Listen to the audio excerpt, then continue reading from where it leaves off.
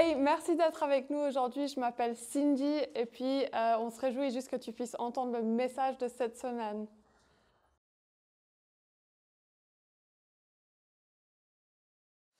Trop bien. Donc, moi, je m'appelle Cindy. Peut-être certains d'entre vous me connaissez. Peut-être si vous êtes là pour les premières fois ou alors que vous êtes là. C'est vrai que je suis moins là le matin, mais mon cœur est tout autant avec vous. Je suis une des pasteurs et responsable du site de Soir. Donc, ce qu'on vit ici, merci. Ce qu'on vit ici, on le vit aussi du coup le soir avec Raphaël. On est les pasteurs pour Home Lausanne le soir. Et c'est vraiment un honneur de pouvoir être avec vous aussi ce matin. On va commencer une nouvelle série. Peut-être vous l'avez entendu, peut-être pas. Ici, on aime commencer et puis vraiment fonctionner en série. Ça veut dire qu'on va vraiment attaquer un sujet ou un livre de la Bible pendant plusieurs semaines. Et là, on a la chance de commencer une nouvelle série qui est intitulée « Cœur entier », qui va en fait se tourner autour du livre de Josué.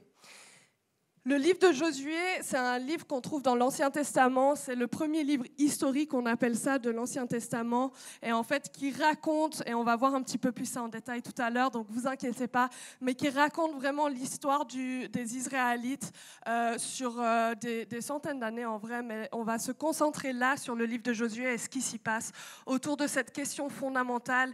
Ça ressemble à quoi d'avoir un cœur entier pour Dieu? Donc, pour ça, petite anecdote du jour, cette semaine a été une semaine spéciale. Est-ce que vous savez pourquoi?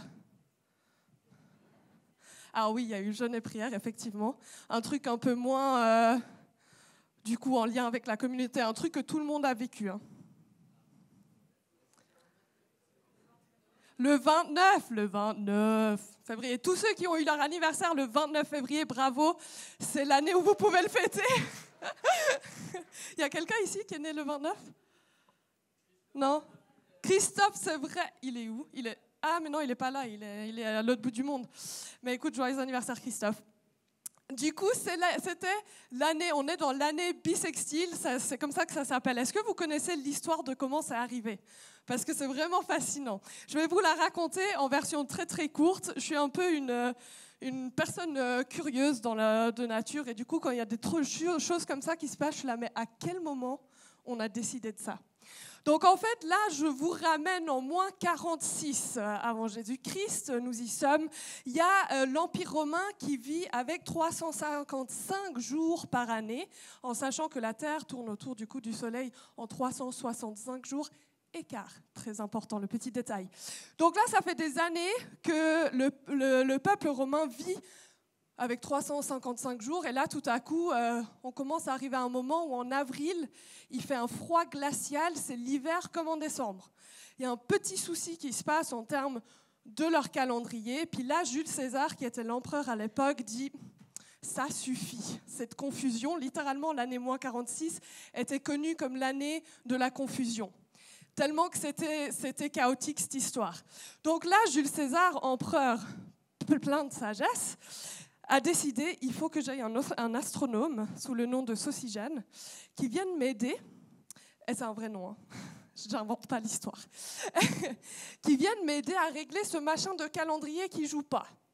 Donc là, ils se sont décidés, je vous la fais très courte, hein, qu'en gros, à partir de cette année, on va rajouter déjà 2 mois à l'année pour régler déjà un petit peu ce qui se passe.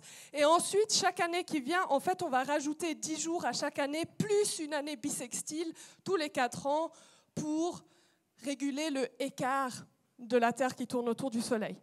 Donc, autant vous dire que l'année moins 46 pour les Romains était très intense. Imaginez, vous êtes né un mois de l'année, tout à coup, il y a tout qui change. Hein. Ce n'est plus votre mois de l'année, en fait.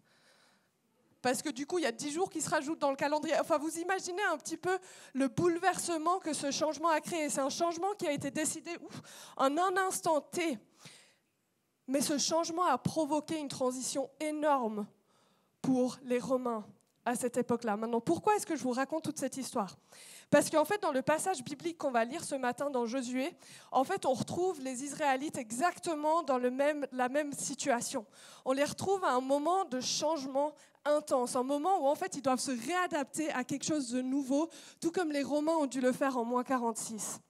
Et puis en plus, je me suis dit, pour notre culture générale, ça fait pas de mal. Donc on va lire du coup Josué au chapitre 1, les versets 1 à 11. Ça sera affiché au-dessus de moi. Si vous avez vos Bibles, prenez-les aussi. Voilà ce que la Bible nous dit. Après la mort de Moïse, le serviteur de l'Éternel, l'Éternel dit à Josué, fils de Nun et assistant de Moïse, « Mon serviteur Moïse est mort. Maintenant, tellement intense. Maintenant, lève-toi, passe le Jourdain avec tout ce peuple pour entrer dans le pays que je te donne aux Israélites. » Petite parenthèse, tout ce peuple, c'est 2 millions de personnes et plus. « Tout lieu que foulera la plante de votre pied, je vous le donne comme je l'ai dit à Moïse. Votre territoire ira depuis le désert et le Liban jusqu'au grand fleuve, jusqu'à l'Euphrate, tous les pays des Hittites et jusqu'à la mer Méditerranée vers le soleil couchant. Personne ne pourra te résister tant que tu vivras. Je serai avec toi comme j'ai été avec Moïse. Je ne te délaisserai pas et je ne t'abandonnerai pas. Fortifie-toi et prends courage, car c'est toi qui mettras ce peuple en possession du pays que j'ai juré à leurs ancêtres de leur donner. Seulement fortifie-toi et aie bon courage en te conformant fidèlement à toute la loi que Moïse, mon serviteur, t'a prescrite. Ne t'en écarte ni à droite ni à gauche afin de réussir où que tu ailles. Que ce livre de la loi ne s'éloigne pas de toi. Médite-le jour et nuit pour agir avec fidélité, conformément à tout ce qui est écrit. Car c'est alors que tu auras du succès dans tes entreprises. C'est alors que tu réussiras. Ne t'ai-je pas ordonné? Fortifie-toi et prends courage. Ne sois pas effrayé ni épouvanté, car l'Éternel, ton Dieu, est avec toi où que tu ailles. Josué donna cet ordre aux officiers du peuple. « Parcourez le camp, et voici ce que je vous ordonnerai au peuple. Préparez-vous des provisions, car dans 3 jours, vous passerez le Jourdain pour aller conquérir le pays dont l'Éternel, votre Dieu, vous donne la possession. » Ok, un long passage, il y a beaucoup de choses qui se passent. Du coup, pour un peu de contexte, pour comprendre un peu l'intensité de ce qui se passe, je vais vous donner un petit peu du contexte de là où se retrouvent les Israélites dans ce passage-là. Et pour ceux et celles qui prennent des notes, mon premier point ce matin, c'est entre le deuil et la promesse. Dans ce passage, Josué est confronté à un défi colossal. Il doit prendre la relève après la mort de Moïse, le leader des Israélites pendant plus de 40 ans. Pour vous donner un peu du contexte, ça faisait 400 ans que les Israélites étaient en esclavage en Égypte. Moïse se lève, est le libérateur pour ce peuple-là, et pendant 40 ans qui suivent, ils sont dans le désert avec comme leader principal Moïse. En fait, Moïse était plus que juste un leader, c'était vraiment une boussole pour eux par rapport à ce que Dieu disait et la direction dans laquelle il fallait aller. Donc là, alors qu'ils s'apprêtent à rentrer dans la terre promise, alors que Dieu dit à Josué, préparez-vous parce que vous allez aller dans la terre promise, Moïse est mort. Et pire que ça, Moïse est mort et porté disparu. On ne sait pas où il est, le gars. C'est juste Dieu qui dit si jamais il est mort. Ils doivent quitter le désert, ce qu'ils ont connu pendant toute une génération et plus. Leur maison, si vous voulez, c'est ce qu'ils connaissaient jusqu'à là. Tout ce qui était connu, leur repère familier, toutes ces choses-là, ils le quittent parce qu'ils doivent se préparer pour aller à la terre promise.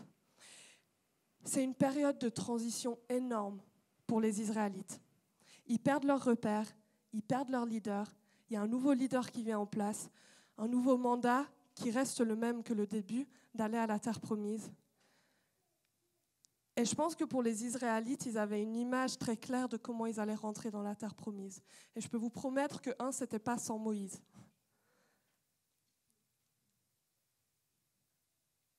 Ils perdent tous leurs repères.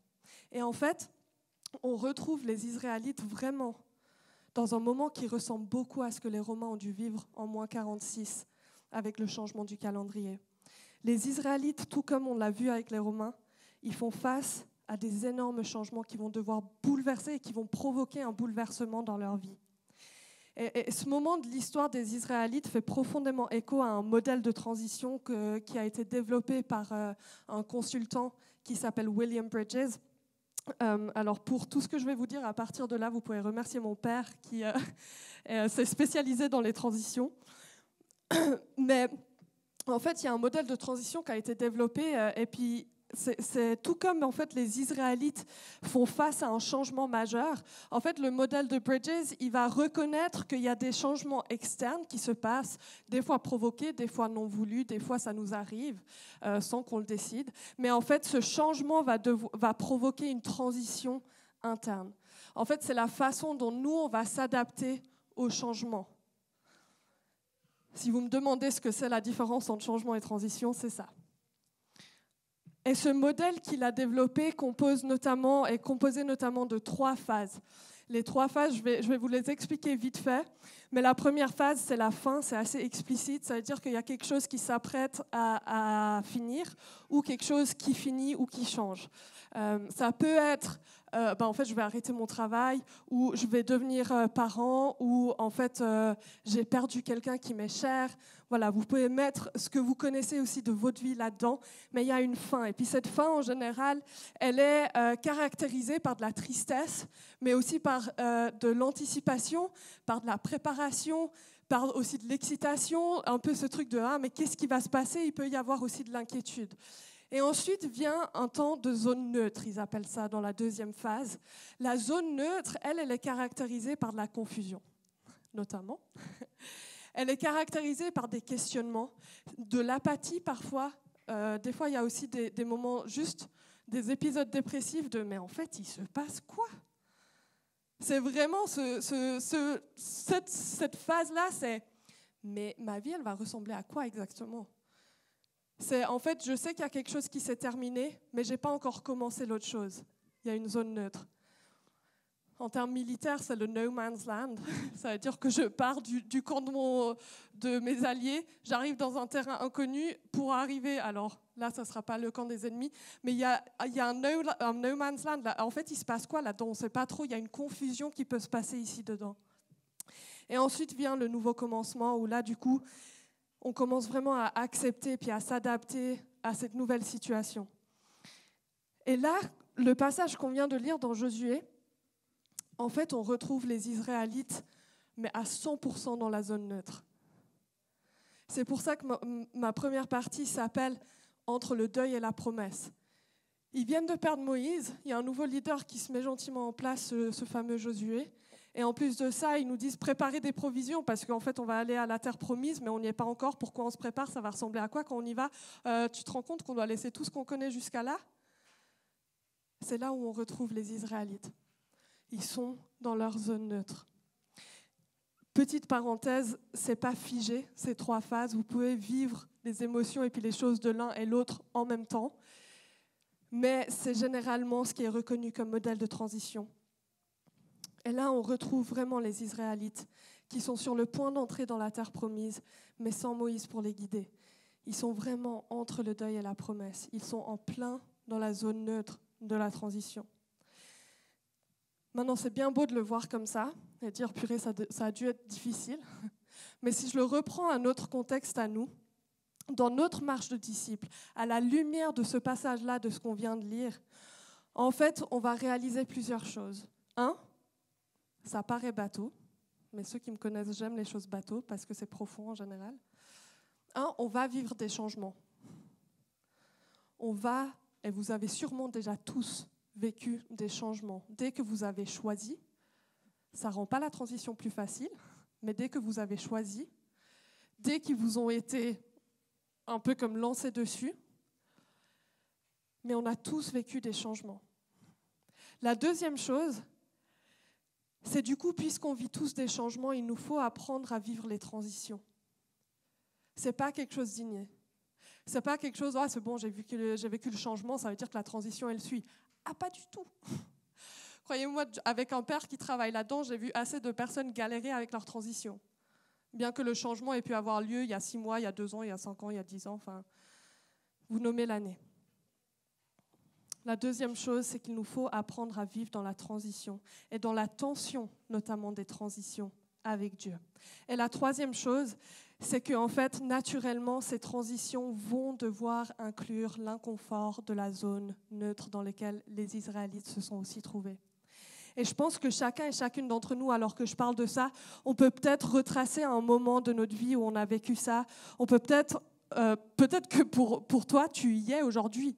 Tu y es dans cette zone de transition, cette zone neutre de transition qui est méga inconfortable, où il y a plus de questions que de réponses, où il y a pas mal de confusion.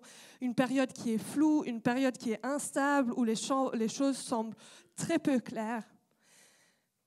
Ça peut être un changement de vie, mariage, accueil d'un nouvel enfant, perte d'un proche, vous les nommez. Ça peut être quelqu'un qui aussi subit tout à coup des problèmes de santé. Il y a tellement de choses qui peuvent provoquer ces changements-là. Mais la réalité, c'est qu'on va tous et toutes vivre les changements comme les Israélites l'ont vécu. Et je pense que Dieu n'a pas mis Josué 1 dans la Bible pour rien. Et je pense que notre Dieu est un Dieu qui en a bien à faire à nos transitions et comment on les vit. Et c'est pour ça qu'aujourd'hui, on va en parler de comment est-ce qu'on vit nos transitions avec Dieu en tant que disciples qui suivent Dieu. Qu'est-ce qu'il nous apprend en fait sur la façon de vivre ces transitions. Et j'aime cette citation, je pense que vous la connaissez, je ne sais pas, mais c'est d'Héraclite d'Éphèse, il dit « Rien n'est aussi constant que le changement ». C'est drôle, enfin moi je trouve ça drôle. La théorie est drôle, la réalité est bien moins drôle, on s'entend. Mais en fait c'est tellement vrai, je disais à quelqu'un quand je traversais encore la 20e transition de ma vie, je disais mais en fait c'est fou, j'ai l'impression que toute ma vie je serai en transition.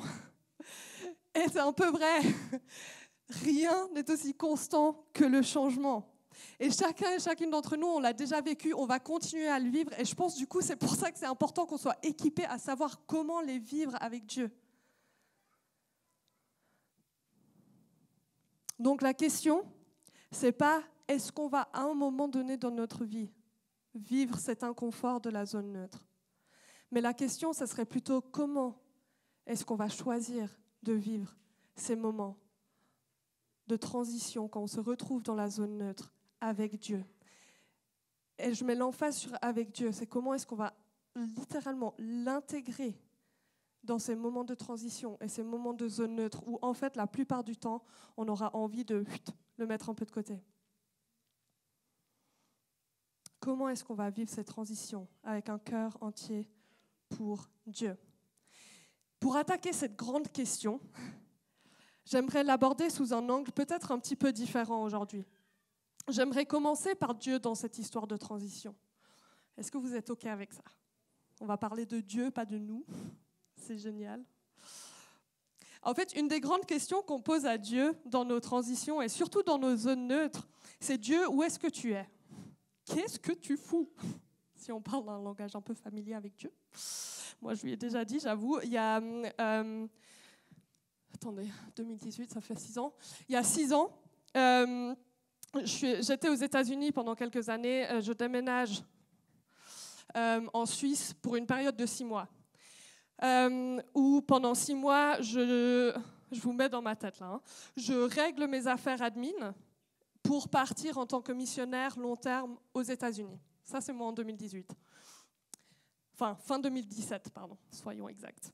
Arrive 2018, il y a des petits pépins administratifs parce que je n'ai pas habité sur le sol suisse pendant 5 ou 10 ans, je ne me rappelle plus.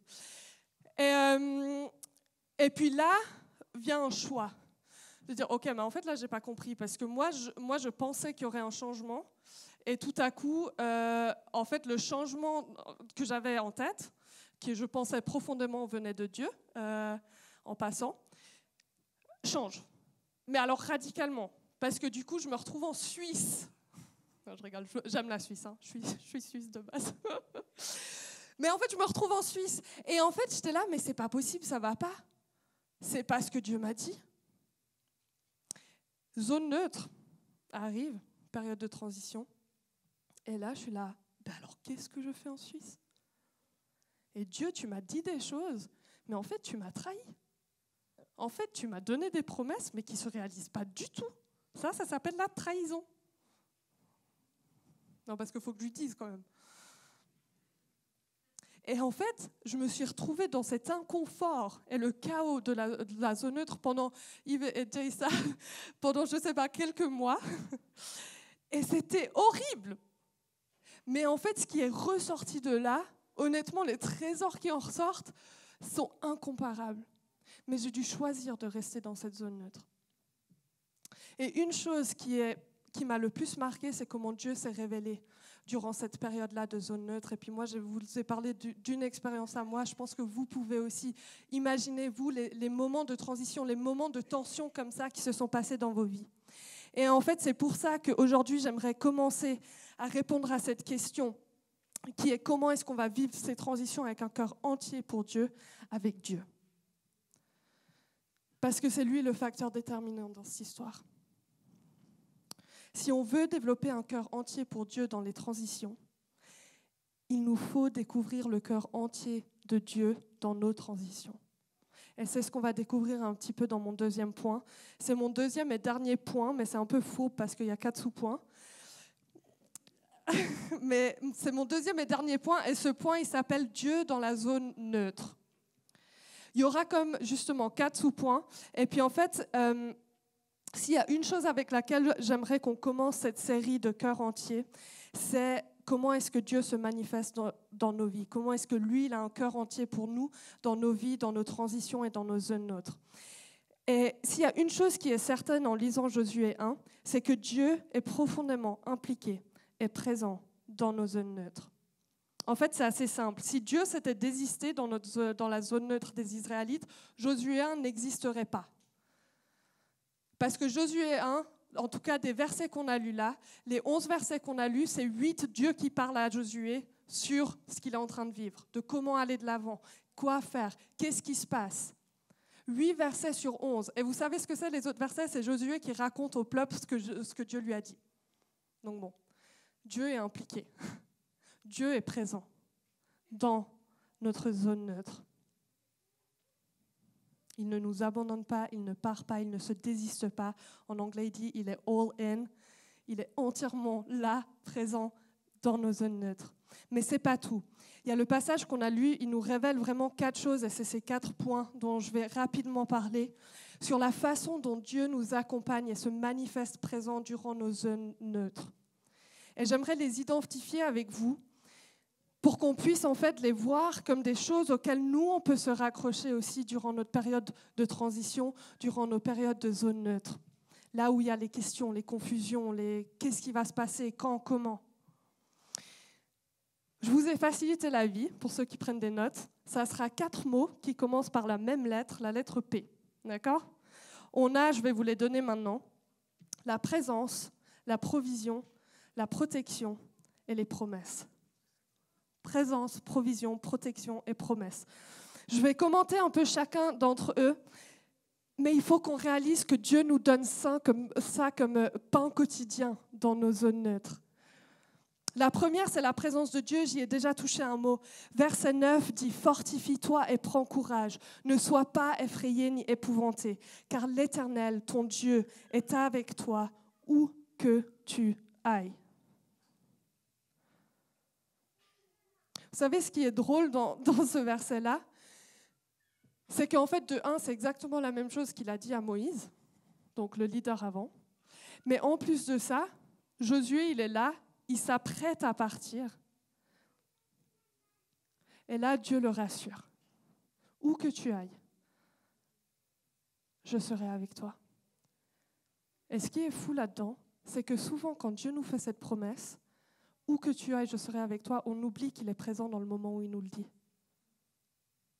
On aime bien l'idée que Dieu est présent avec nous dans la terre promise. On aime bien l'idée qu'après coup, Dieu est avec nous là où on va s'en aller. Mais en fait, est-ce qu'on réalise que Dieu est présent là? À l'instant où il nous le dit, Dieu est là. Il est impliqué dans ta zone neutre. Ta zone neutre n'est pas une parenthèse dans ta vie, n'est pas une pause dans ta vie. Il est là, il est présent. Pour ceux qui aiment les pépites dans les messages, je vais vous le donner. Une chose qui vient avec la présence de Dieu, c'est sa parole. Et une chose qui vient avec la parole de Dieu, c'est des directives. Je ne vais pas en parler plus aujourd'hui parce que je n'ai pas le temps. Croyez-moi, ça m'a pris du temps pour arriver à genre 35 minutes. Mais la présence de Dieu vient avec sa parole vient avec des directives. Il ne vous laisse pas sans repère. Mais ces repères, on va devoir apprendre à les trouver dans sa présence. Right, deuxième point, provision. La provision de Dieu, les versets 2 à 4. Mon serviteur Moïse est mort.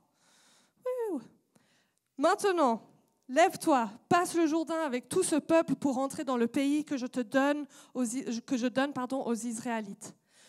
Tout lieu que foulera la plante de votre pied, je vous le donne, comme je l'ai dit à Moïse. Votre territoire ira depuis le désert et le Liban jusqu'au grand fleuve, jusqu'à l'Euphrate, tout le pays des Hittites et jusqu'à la mer Méditerranée vers le soleil couchant. Vous savez ce qui est fascinant dans ce verset? C'est que Dieu donne.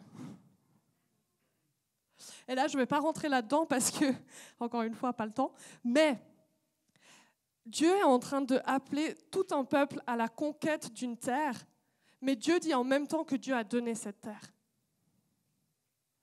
Et vous verrez, si vous relisez ce passage, c'est fascinant, ce jeu entre vous allez prendre la terre et prendre possession de la terre que je vous donne. Genre, mais à ce moment-là, il faut vraiment qu'on prenne possession? Parce que si tu l'as déjà, tu me la donnes. Dieu cherche à ce que tu sois partenaire dans la provision qu'il te donne. Et en fait, ce qui est fascinant, c'est que dans cette zone neutre, Dieu va te rappeler de ce qu'il te donne.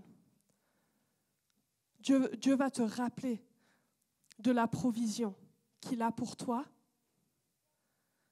dans ta zone neutre et pour ce qui viendra. La provision de Dieu est une chose, un repère à laquelle on peut se raccrocher durant nos zones neutres. Troisième P, protection de Dieu. Verset 5. Personne ne pourra te résister tant que tu vivras. Je serai avec toi comme j'ai été avec Moïse. Il y aurait énormément à dire sur la protection de Dieu parce que je pense que dans l'Occident, on a une compréhension de la protection comme aucune souffrance égale protection. Et je pense qu'on peut vivre dans cette illusion un moment, mais ça devient très difficile à la maintenir. Plusieurs connaissent ici l'histoire d'une très proche amie à moi qui est décédée vraiment subitement après l'accouchement de sa fille. Moi, je me dis, si j'avais cette réalité, cette compréhension de la protection de Dieu sur sa vie, ça veut dire que Dieu ne l'a pas protégée. Il y a un truc qui commence à clocher. Et si je vous laisse suivre et lire après la suite de Josué, je pense que si on maintient cette compréhension de la protection, on va avoir vraiment du mal avec le livre de Josué. Là, je vous donne des teasers pour que vous ayez envie d'aller lire Josué. Mais la protection de Dieu est quelque chose que Dieu nous donne dans les zones neutres, est quelque chose qu'il nous donne dans des moments de transition. Et je pense qu'en tant que disciple de Christ, on a besoin d'apprendre à réellement comprendre et accepter de vivre la protection de Dieu telle qu'elle est, et pas comme nous on l'aimerait. Ça veut dire quoi en fait, d'être protégé par Dieu? Et vraiment, je vous pose la question et je ne vais pas forcément y répondre, parce qu'en fait, je pense que c'est une question qu'on a vraiment profondément besoin de se poser. Ça veut dire quoi, être protégé par Dieu?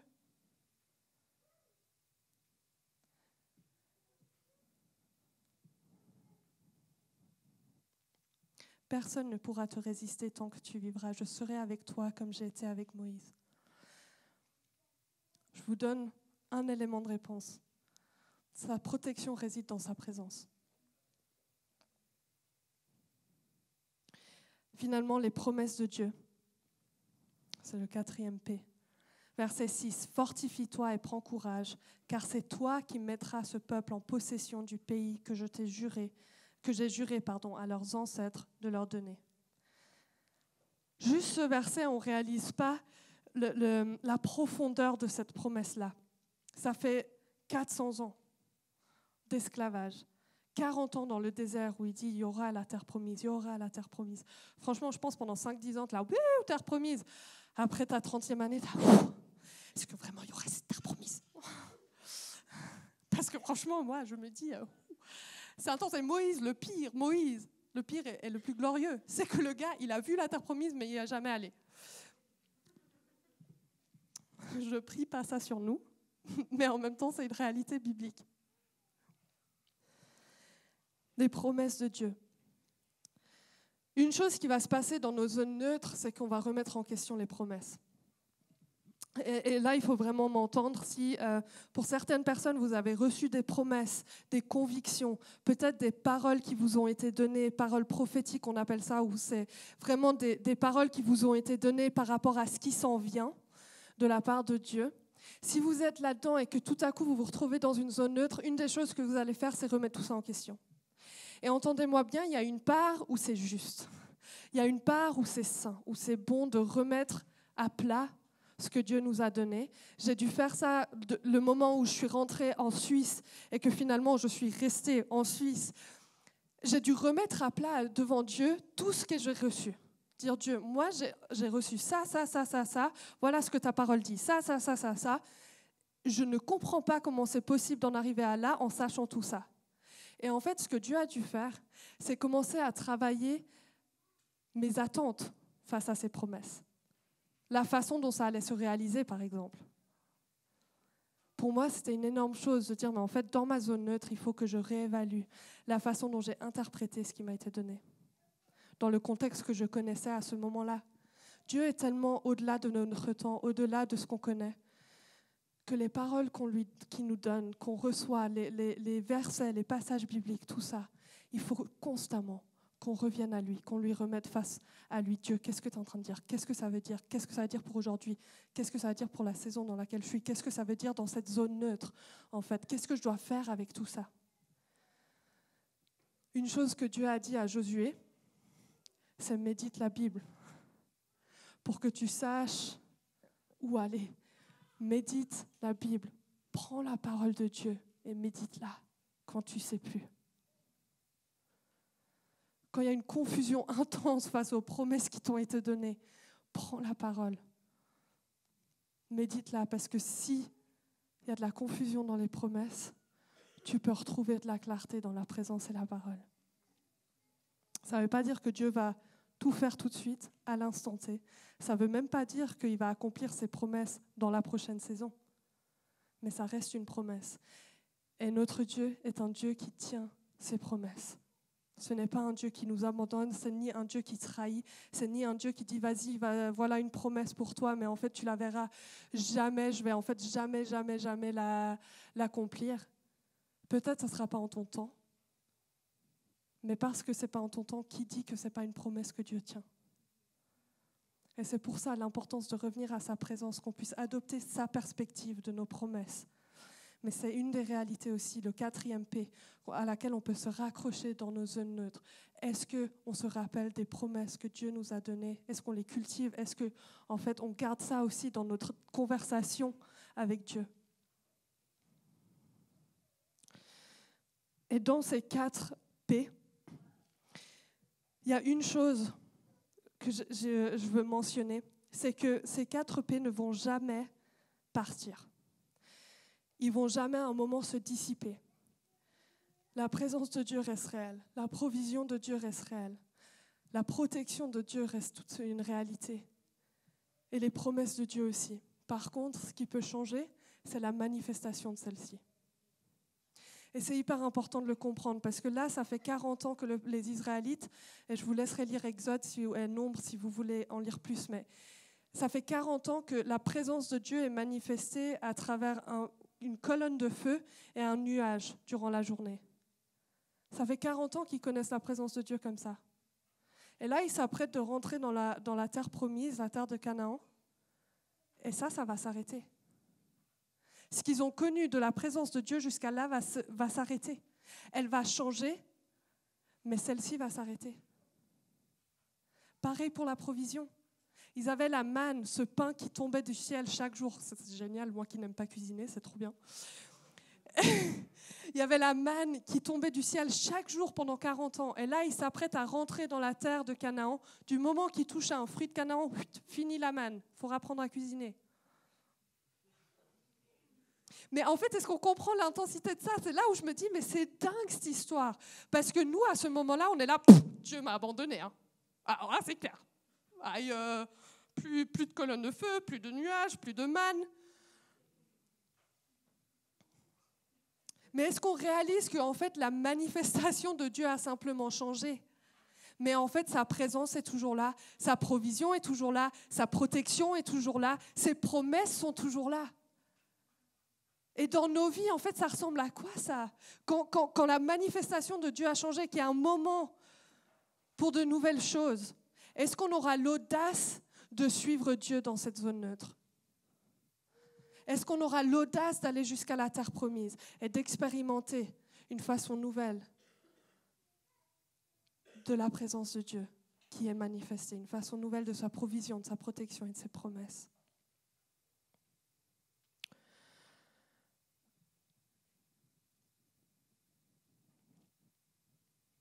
Est-ce qu'on reconnaît vraiment la main de Dieu dans nos vies et dans nos transitions ? Et est-ce qu'on a envie de le reconnaître ? Est-ce qu'on expérimente, est-ce qu'on connaît ce Dieu qui est présent, qui nous protège, qui pourvoit, qui tient ses promesses dans nos transitions et dans nos zones neutres? Je nous pose ces questions parce que notre réponse à ces questions va avoir un impact direct sur notre façon de suivre Dieu avec un cœur entier durant nos transitions. Je vais être très directe avec vous ce matin, ça vous va ? Il y a la moitié de la salle qui a dit oui. Alors l'autre moitié, je suis désolée, vous me pardonnerez. En fait, si on n'a pas confiance que Dieu restera présent, si on n'a pas confiance que... Attendez.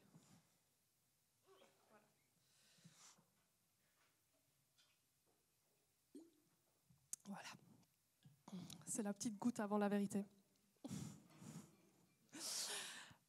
Si on n'a pas confiance que Dieu restera présent, si on ne développe pas cette confiance qu'il nous protégera, qu'il pourvoira et qu'il tiendra ses promesses, ma plus grande crainte, c'est qu'à un moment, on va abandonner de suivre Dieu. C'est qu'à un moment, venu vraiment le moment de la zone neutre, où c'est méga inconfortable, et notamment si ça fait un petit moment qu'on y est, parce qu'on aimerait bien que ça dure qu'une semaine. En fait, des fois, on préférera presque rester dans le désert qu'on connaît bien, qui nous est familier, qui n'était pas si mal finalement, avec des gens qu'on connaît bien, avec un système finalement qui nous est familier aussi, plutôt que de suivre Dieu dans la zone neutre qui représente aussi l'entrée dans la terre promise et une nouvelle manifestation de ces 4 P que je vous ai partagés plus tôt. Le titre de mon message, c'est « Un cœur entier dans les transitions ». Et si on veut développer un cœur entier pour Dieu dans nos transitions, il faut personnellement qu'on découvre et qu'on expérimente la présence de Dieu, la provision de Dieu, la protection de Dieu et ses promesses dans cette zone neutre. Là où parfois il y a plus de questions que de réponses. Je vais inviter l'équipe louange à me rejoindre. Comme je l'ai dit avant, si j'avais plus de temps, je vous parlerai vraiment de ce que Dieu demandait à Josué, parce qu'il y a des choses très claires que Dieu demande à Josué dans ce passage et par la suite dans cette zone neutre. Mais j'ai envie aujourd'hui, ce matin, de m'arrêter à là. Dieu demeure dans ta zone neutre. Dieu demeure dans ta transition. Et il est personnellement, profondément impliqué. Et il y a 4 choses à laquelle tu peux te raccrocher. Et je pense que, honnêtement, on doit apprendre à se raccrocher. C'est sa présence, c'est sa protection, c'est sa provision et c'est ses promesses. Et pour conclure ce message, plutôt que de se demander qu'est-ce que toi tu peux faire dans cette transition, qu'est-ce que toi tu peux faire pour peut-être provoquer la sortie d'une zone neutre ou comment bien cultiver cette zone neutre, etc., j'aimerais qu'on se demande qu'est-ce que Dieu est en train de faire et dit dans nos transitions. On va mettre le spotlight sur lui un instant. Qu'est-ce que Dieu fait et dit dans ma transition ? Peut-être que pour certains d'entre nous, on est en plein dedans, donc ça vous parle vraiment. Peut-être que pour certains, vous êtes là, moi je cruise. Je n'ai pas l'impression que je suis en train de vivre une transition. Prenez ça comme comment est-ce que je vais choisir de vivre la transition qui arrive, parce qu'il y en a toujours une qui arrive. Et ce matin, on a vraiment un moment précieux qui nous est donné et offert pour reprendre position ou pour prendre position pour la première fois de comment est-ce qu'on va choisir de vivre le changement dans nos vies. Comment est-ce qu'on va choisir de vivre les transitions avec Dieu. Alors que je préparais ce message, j'avais une image d'une personne, et c'est pour ça que je vous ai partagé cette image plutôt du no man's land, de cette zone qui est ni aux alliés ni à l'ennemi, qu'en fait on ne sait juste pas trop à qui c'est un terrain neutre. Et je voyais certains d'entre vous au milieu du no man's land, en train de crier à l'aide, mais crier fort avec tout ce que vous avez. Est-ce qu'il n'y a pas quelqu'un qui peut venir me secourir? Il n'y a rien qui est clair dans cette histoire. Dieu, où es-tu?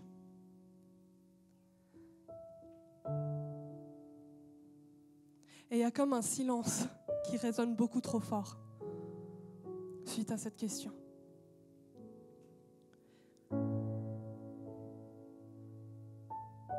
On a l'impression que Dieu nous a abandonnés, que sa provision en fait n'était pas suffisante ou même existante, qui en fait c'est pas de la protection si je suis laissée tout seul.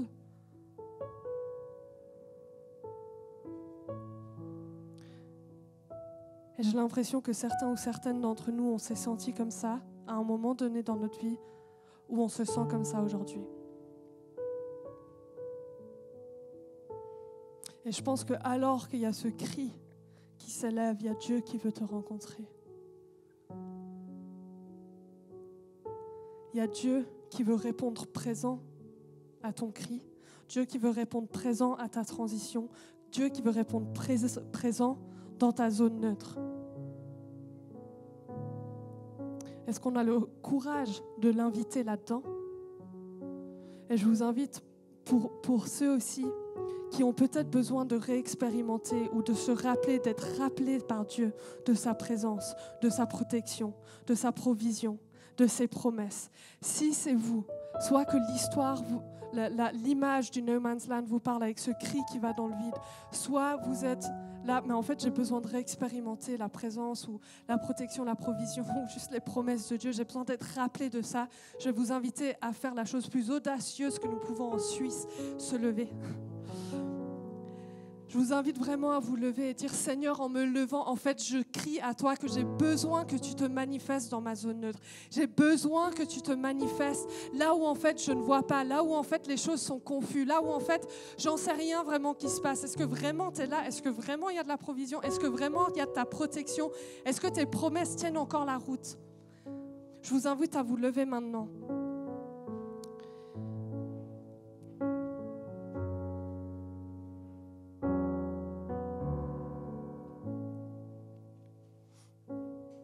Je vais inviter toutes les personnes, je vais activer tout le monde ici, toutes les personnes qui se retrouvent autour des personnes levées, je vais vous demander aussi de vous lever. On se tient avec eux. Et si vous avez vu des personnes qui se sont levées autour de vous, priez pour ces personnes-là maintenant. Et ensemble, en tant que communauté, on va prier avec nos voix pour ces personnes-là qui se retrouvent dans ce moment-là. Vous savez, une des choses les plus belles de l'Église, c'est qu'en fait, on peut se soutenir les uns les autres. Et si nous, on n'a pas la force d'élever nos voix, la personne à côté l'aura. Donc, je vous invite maintenant à activer votre prière, activer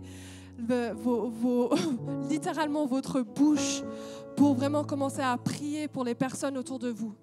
Je vais le faire aussi et ensuite je vais conclure avec le micro une prière.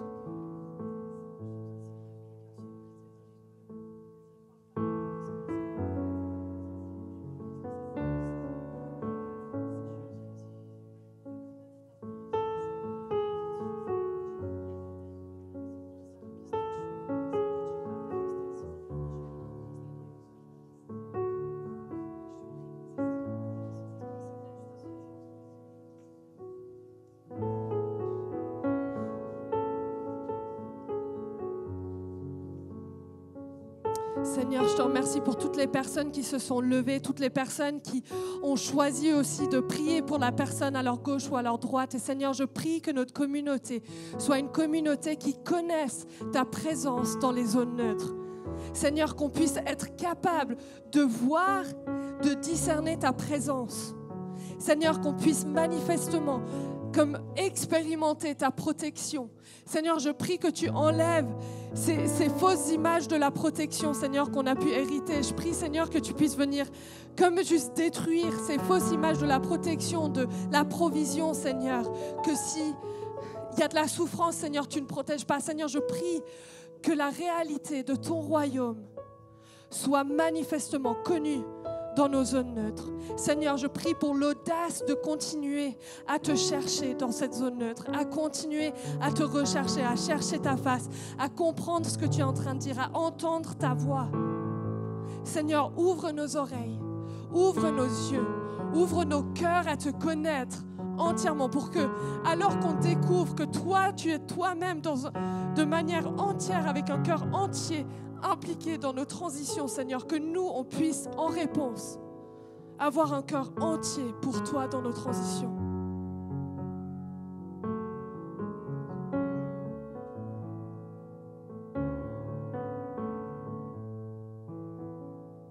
Et Seigneur, pour les personnes qui se sentent seules, abandonnées, délaissées, Seigneur, je t'en supplie, viens les rejoindre ce matin.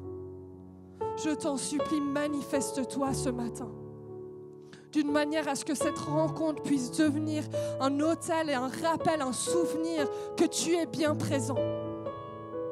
Seigneur, on croit que tu es le Dieu du miraculeux. On croit que tu es le Dieu qui manifeste ta présence de manière surnaturelle. Et on prie ce matin que tu puisses le faire.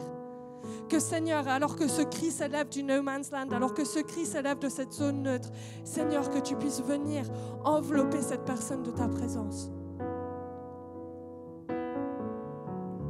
Viens, parle, manifeste-toi ce matin. On te laisse toute la place, Seigneur. Amen. J'espère que le message a pu te parler et que tu puisses vraiment prendre des pépites avec toi durant la semaine et les mettre en pratique.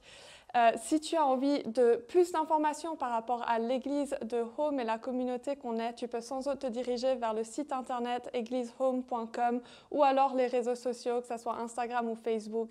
Et bonne semaine à toi.